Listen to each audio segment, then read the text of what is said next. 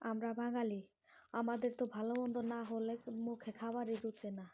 তো আজকে আমরা রান্না করব গরুর মাংস।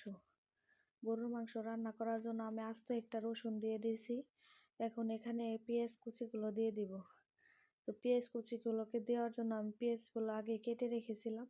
তো পেঁয়াজগুলোকে দিয়ে দিলাম।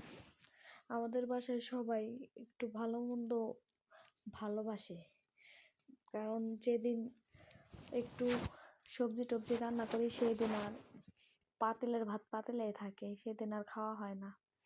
তো এই তো আমার পেঁয়াজগুলোকে ভাজা ভাজা করা শেষ। এখন ওখানে দিয়ে দিলাম আস্ত গরম মশলাগুলা। তো এই যে গরুর মাংস রান্না করার জন্য আদা বাটা রসুন বাটা দিয়ে দিলাম। তো এখন পরিমাণ মতো মশলা দিয়ে দিব, যেহেতু আমার মাংস অনুযায়ী আমাকে মশলা দিতে হবে, কারণ কম বেশি হলে খাবারের টেস্ট নষ্ট হয়ে যাবে। তো আমি আমার মশলা দিলাম আমার মাংসর অনুযায়ী। তো আপনারা আপনাদের মশলা মাংস অনুযায়ী মশলা দিবেন। তো আমি একটু পানি দিয়ে দিলাম, না হলে মশলাগুলো পুড়ে যাবে।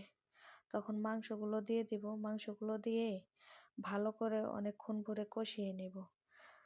সব তরকারি যত কষাবেন তত মজা লাগবে। সবজি সবজি বলেন, মাছ বলেন, শুটকি বলেন, যাই বলেন, তরকারি যত বেশি কষাবেন তত মজা লাগবে। কারণ অনেকেই আছে অল্প একটু কষাই সাইরে পানি দিয়ে দেয়, তো ওই তরকারিগুলো পাইনাইটা পাঞ্চা পাঞ্চা লাগে, মজা লাগে না। আমি আমার তরকারিগুলোকে আবার অনেকক্ষণ ধরে কষাই, তারপর অল্প পরিমাণ পানি দিই। তো তরকারির কালারটাও ভালো আসে, আবার খেতেও অনেক ভালো লাগে। তো আমার তরকারি মাংস কষানো শেষ প্রায়। আমি আর একটু কষিয়ে তারপর পানি দিয়ে দিব। তাই তো আমার পানিগুলো শুকিয়ে গেছে, মাংসর যে এক্সট্রা পানিগুলো উঠছিল সেগুলো শুকিয়ে গেছে।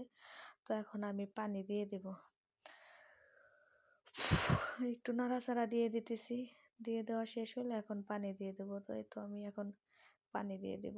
তো পরিমাণ মতো পানি দেব। গরুর মাংসতে একটু বেশি পানি দিলেও সমস্যা নাই। পানিটা একটু বেশি দিলে কি পানিটা আর কি শুকায় যায়, শুকানো একটু আঠা আঠা করতে করতে অতক্ষণে মাংসটা সেদ্ধ হয়ে যায়।